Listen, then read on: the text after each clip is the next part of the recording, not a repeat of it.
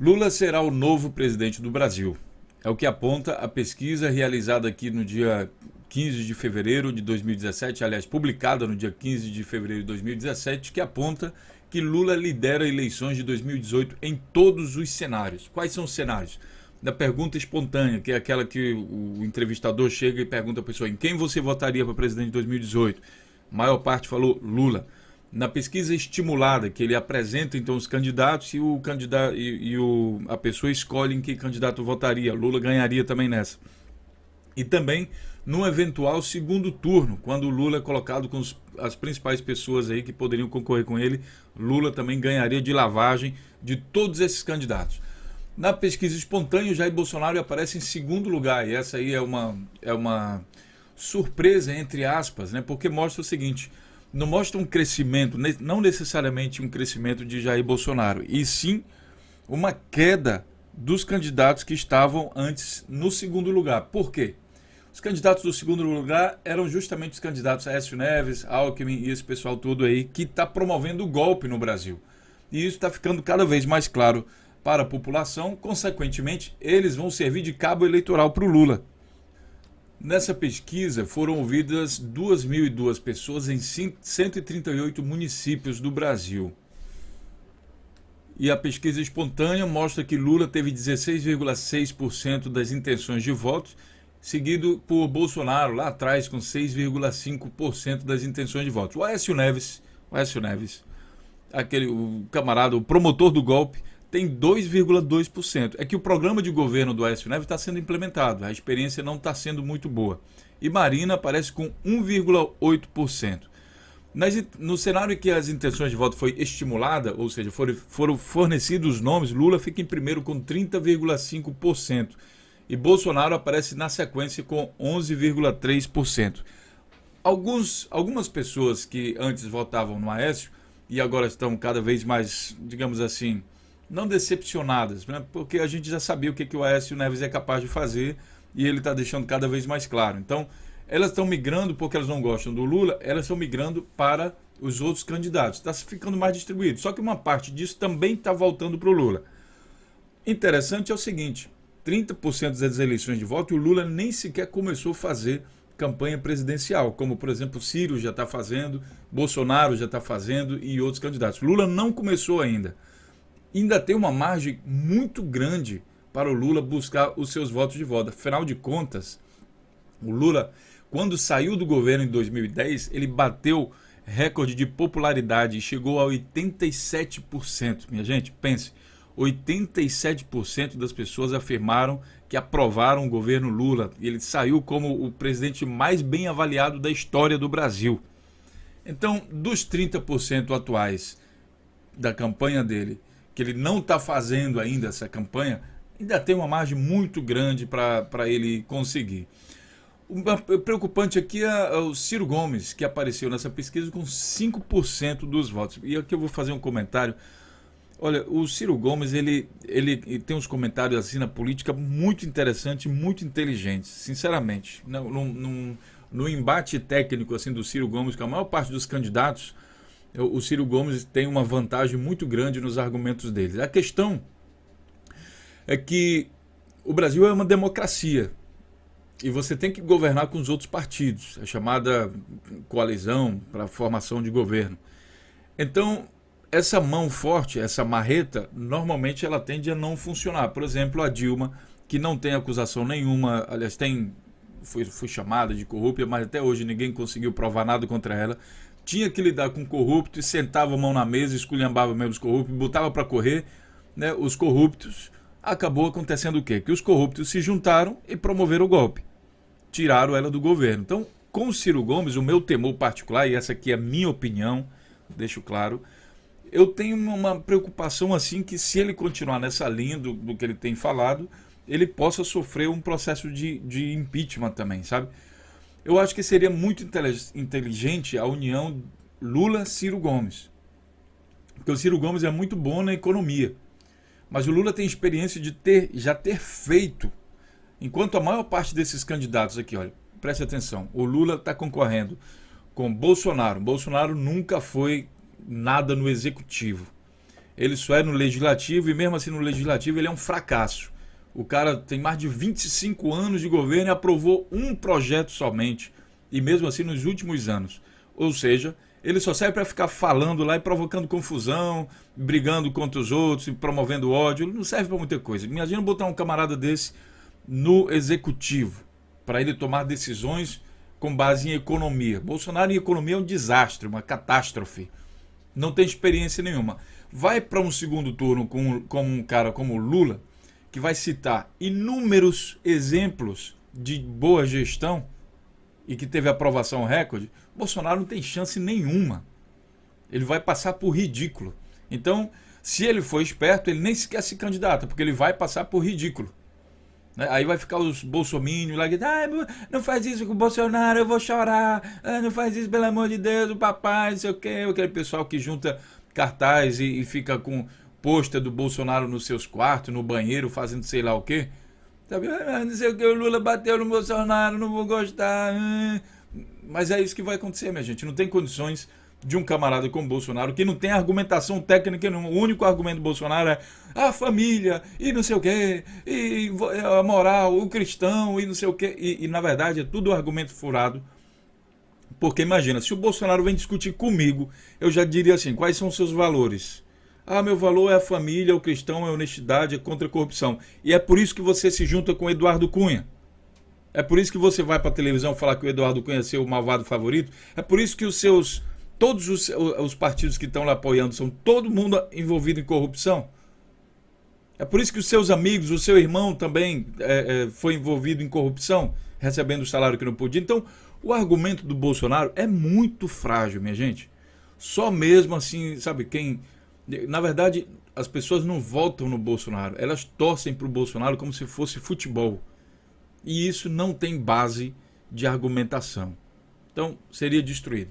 A Marina Silva nunca foi também nada do executivo, portanto, não tem experiência. E ela tem, apesar de ter um discurso aí, segundo ela, na área de sustentabilidade, na verdade, a Marina não tem nada de sustentabilidade, porque sustentabilidade também é economia, e não vejo ela falar nada de consistente. O Aécio Neves, o programa de governo dele já está sendo feito e está levando o Brasil para uma recessão imensa, o combate às questões sociais, o benefício aos ricos cada vez maior, a eliminação da classe média e o crescimento da distância entre os pobres e os ricos. Esse é o programa de governo de Aécio Neves e isso está sendo implementado aí, o programa PMDB, PSDB. Aí tem o Ciro Gomes aqui, que vem com 5%. Né? Como eu falei para vocês, o Ciro Gomes tem experiência de executivo, né? Que ele já ocupou cargos no executivo no estado do Ceará, e seria, eu acho, na minha opinião, que seria uma parceria bastante interessante. Um problema aqui do Ciro Gomes é que ele tem batido muito forte na direção do Lula, sabe? E eu acho que isso é um erro estratégico do Ciro Gomes. Se ele quer implementar o sistema dele, ele tem que entender que o Brasil é uma democracia, não é uma ditadura. Você não pode uma só pessoa chegar e bater na mesa e mandar todo mundo calar a boca e agora vai ser assim, e esse daqui é corrupto, prende ele. Não tem isso. Até porque o próprio Supremo agora tem dado provas de que também está participando aí do processo, apoiando, por exemplo, Moreira Franco, que é acusado de corrupção, e está mantendo ele como ministro e dando foro privilegiado a ele. Então, sabe, então é complicado você... Não é uma ditadura e ninguém está disposto a fazer uma ditadura do Brasil. Uma outra coisa interessante aqui é que os brancos e nulos somam 16%. Na verdade, então, significaria o seguinte: para o segundo turno, não iriam, teoricamente, tá, pessoal? Uma piada aqui. Não iriam Lula e Bolsonaro, segundo essa pesquisa, e sim Lula e brancos e nulos.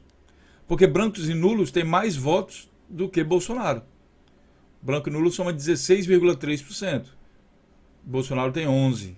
Brancos e nulos têm mais votos que Marina, que Aécio Neves e que Ciro Gomes. Entendeu? Então, teoricamente, Lula está concorrendo contra brancos e nulos e não contra Bolsonaro. Teoricamente. É um pouco estranho, né? Bolsonaro seria derrotado por brancos e nulos, mas isso já aconteceu também na votação aí para presidência da Câmara dos Deputados. Como eu estou mostrando aqui para vocês no site Brasil 247, Bolsonaro perde até para votos em branco na Câmara. Candidato a presidente da Câmara, o deputado Bolsonaro consolidou seu trajeto de fiasco eleitoral na casa, ficou em último lugar na pesquisa, na disputa, com apenas 4 votos, atrás até dos votos em branco, que foram 5. Vencedor da eleição, o deputado Rodrigo Maia recebeu 293 votos. Quer dizer, até mesmo na Câmara dos Deputados, onde o negócio é feito tudo antes, os acertos são feitos tudo antes, um jogo de interesse muito grande, mesmo ali, onde se pratica democracia, o Bolsonaro não levou nada. Tá? A Câmara não apoia o Bolsonaro e deixou isso claro. Até que o candidato branco e nulo ganhou do Bolsonaro dentro da Câmara dos Deputados. Imagine, onde o jogo é todo acertado. Ele perde lá. Seria uma péssima coisa para a democracia, né? Pensem nisso. Pois bem, no cenário aqui que o Lula concorre aqui no segundo turno, Lula cresceu especialmente nos cenários hipotéticos do segundo turno. No levantamento realizado ano passado, Lula liderava a corrida presidencial, mas perdia para Aécio Neves no segundo turno por 37% a 33%. Na pesquisa divulgada nessa quinta-feira, Lula bateria Aécio de 39% por 27%. E olha, o motivo que eu vejo para isso é o plano de governo do Aécio Neves que está sendo implementado agora, que não está agradando muita gente. Ele é o defensor da reforma trabalhista, ele é defensor que os brasileiros não mais se aposentem. Né? Então, imagina, os policiais agora estão indo à rua porque 49 anos, tem que trabalhar 49 anos, só que o policial ele tem uma expectativa de vida de 64, 65 anos, morre na profissão muitas vezes. Como é que ele vai ter a idade mínima de 65 anos para se aposentar? Ele está excluído. Ele perde, a família dele também perde, todo mundo perde com isso. Então, agora demorou a entender, né? Demorou, rapaz, não entendi, fala de novo. Não entendi, fala de novo. Então, os policiais demoraram muito a entender, mas parece que está caindo a ficha agora dos policiais. Algumas outras categorias de trabalhadores também estão demorando a entender que eles estão perdendo o direito a se aposentar, porque a profissão deles não permite, ou porque eles não vão conseguir trabalhar isso tudo de anos num país como o Brasil, onde não tem seguridade de trabalho, a não ser que você seja funcionário público. Então é complicado você conseguir se aposentar. Eu realmente me pergunto muitas vezes se uma pessoa, quantos anos uma pessoa que tem 80 anos consegue trabalhar no Brasil em condições normais. Sabe, você pobre, você de classe baixa, ou então classe C, D, sei lá. Quantos anos de fato? Eu não consigo acreditar que uma pessoa de 80 anos consegue trabalhar na vida inteira dela 49 anos.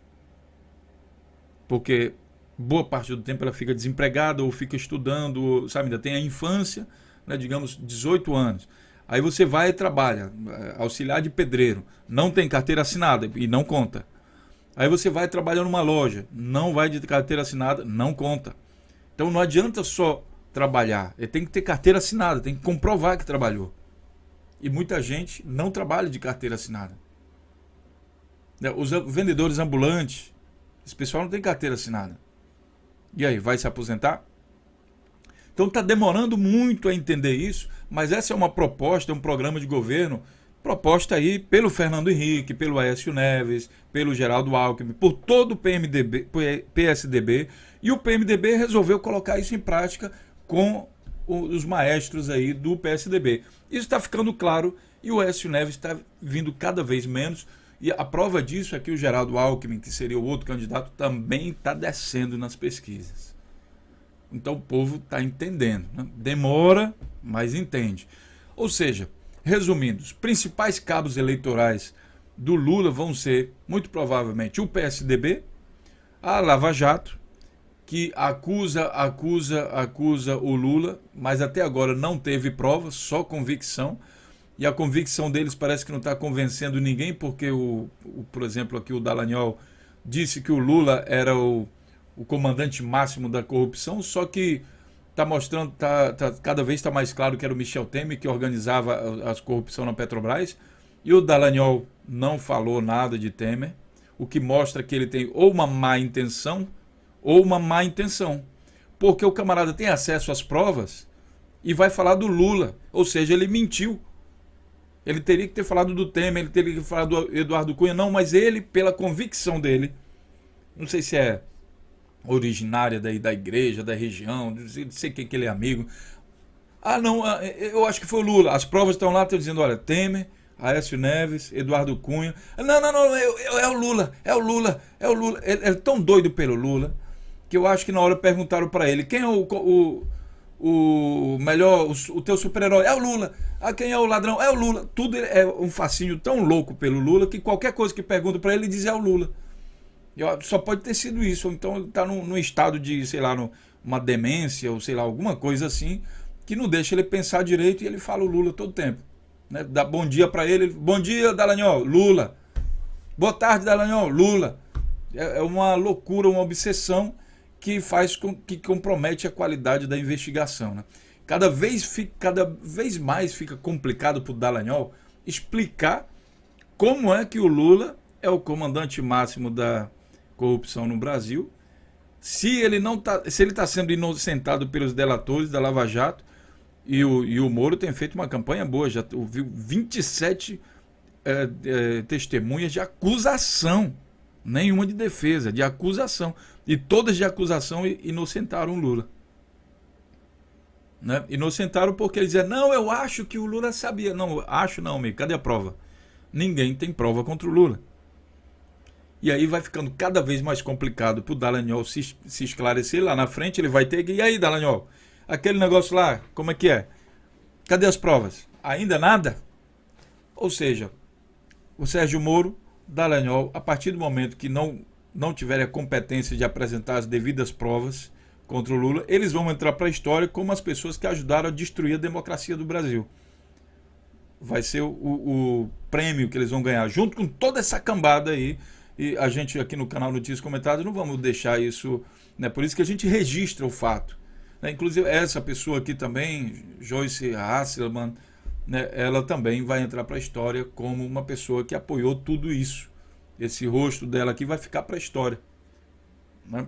Nos livros de história daqui a 50 anos, eles vão ver que essas pessoas apoiaram tudo que aconteceu de ruim no Brasil nesse governo. Então, esse é o prêmio que eles conseguiram. Né?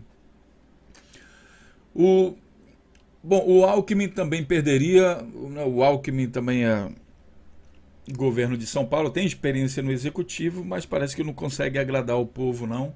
Isso porque ele malmente entende de São Paulo, e em São Paulo ele é envolvido, por exemplo, em casos de corrupção na máfia da merenda, e o Ministério Público de São Paulo, que tem tempo para expedir ordem para mandar prender o Lula, não tem tempo para investigar a máfia da merenda em São Paulo.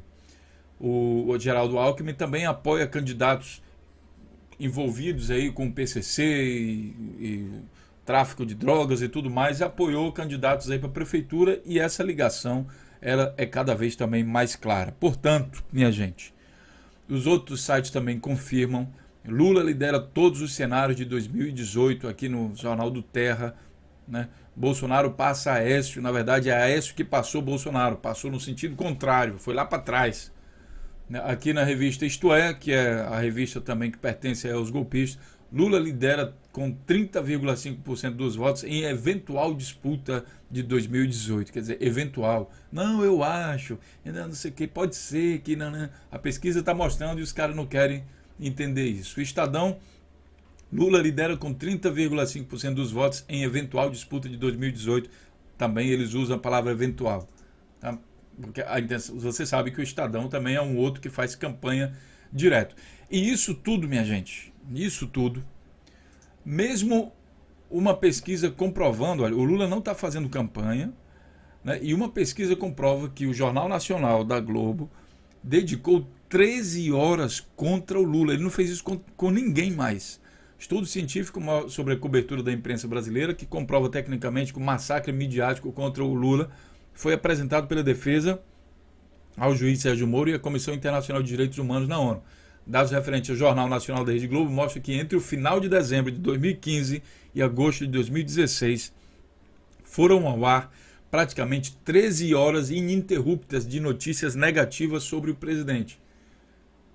Tá? Então, o que comprova a perseguição. Então, o Bonner aqui do Jornal Nacional, em forte campanha política durante anos contra o presidente. E o que o Bonner está conseguindo é a baixa audiência no Jornal Nacional e eleger o Lula, porque o povo não está mais caindo nessas tretas aí da Rede Globo, que por muito tempo comandou a implementação de ditaduras no Brasil, como a ditadura militar, e continua elegendo candidatos no Brasil inteiro, mas a gente está lutando contra essa Matrix e a gente vai conseguir devagarinho aqui com a internet. Lembrando que eles também têm acesso à internet, só que no caso da internet, a divulgação de notícias é democrática. Tanto eu como você, a gente pode criar a nossa própria notícia. E no caso da televisão, não. Lá é monocrática. Lá eles são os reis da cocada preta. E lá eles publicam o que eles querem. Só que cada vez mais a internet está tomando espaço da televisão, graças a Deus, ou seja, a notícia está sendo democratizada. E mesmo que movimentos como o MBL vêm para a rua, que são pagos pelo PMDB, que está envolvido até o talo aí na Lava Jato, que são pagos pelo PSDB, que estão comandando todo esse processo de saqueamento da riqueza brasileira, que são pagos pelo DEM, que está envolvido também em vários processos de corrupção, mesmo com esses movimentos atuando na internet, a mando de Michel Temer, né, a internet é democrática e a gente também tem espaço de falar nossas opiniões. Então, é isso aí. Eu espero que quando o Lula voltar, eu acho que a grande mídia brasileira também sabe disso, ele vai diminuir a verba publicitária que o Temer tem dedicado e faça um processo mais democrático. É preciso ter uma reforma da informação no Brasil e que isso sirva de exemplo também para outros países. É preciso democratizar o acesso à informação, porque a gente já tem experiência que quando essa grande mídia se une, elas derrubam o presidente da República no Brasil. Mesmo que não tenha provas nenhuma, mesmo que não tenha justificativa, elas se uniram, conseguiram derrubar o presidente. E numa democracia forte, isso não pode acontecer. Vamos ver se o Lula, então, entra e faz alguma coisa nesse sentido, que eu acho que farei. Então é isso aí, pessoal. Acordei vocês hoje com uma boa notícia e eu também fico muito feliz com isso. Finalmente temos aí alguém que pode enfrentar então todo esse movimento de destruição que está sendo feito no Brasil através do programa PMDB-PSDB, um programa de governo do Aécio Neves ou do PSDB, que está sendo implementado pelo Laranja do Michel Temer, né? E tem uma série de retrocessos que o Lula vai ter que corrigir, mas temos alguma esperança. E é preciso trabalhar todos os dias até 2018 para garantir que isso continue dessa maneira. Portanto, baixem os vídeos do canal Notícias Comentadas, carreguem diretamente no Facebook, carreguem nos seus canais no YouTube, coloquem nas redes sociais, compartilhem no WhatsApp e vamos levar a reflexão a todas as pessoas. É isso que a gente precisa para ter um país com uma democracia forte e com um povo antenado nas coisas realmente importantes e relevantes para a sociedade. Deixo aqui então meu grande abraço e a gente se vê até a próxima notícia.